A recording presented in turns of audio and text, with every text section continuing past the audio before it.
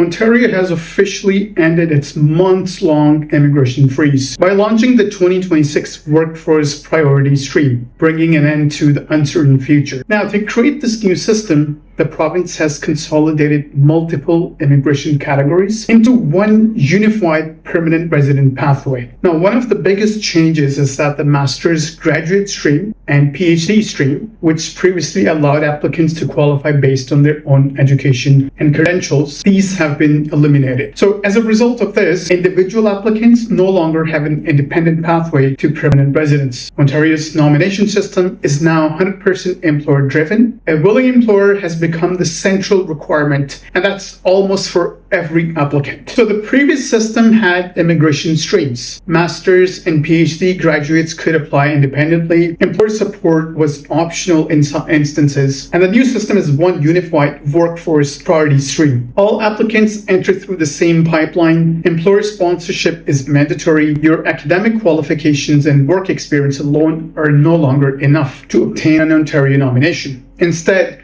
your permanent residence application is now tied to an employer who is willing to offer you a qualifying job, create an official OINP employer account, submit your online job offer through the provincial portal. So let's talk about the Tier 0 to 3 pathway. Across all applicants, 2 requirements are mandatory. So if you're someone who has recently graduated from an Ontario institution, you must complete 3 consecutive months of employment, with the employer providing you the job offer. So this is the fastest pathway to eligibility. But keep in mind, it also requires graduates to commit immediately to one employer rather than exploring other career opportunities. For temporary foreign workers that are already in Ontario who did not graduate from an Ontario institution, they must complete 6 consecutive months of employment with the sponsoring employer. So this will delay eligibility by 6 months. Now, for applicants that are outside Canada, the requirements become significantly more demanding. They will need 2 years of cumulated work experience in the same NOC occupation within the last 5 years. In addition, they must convince an Ontario employer to offer them a job, register with OINP, complete the sponsorship process. For many overseas applicants, obtaining that employer sponsorship can be the biggest challenge. Talking about the exemptions, who is exempt from these employer-driven requirements?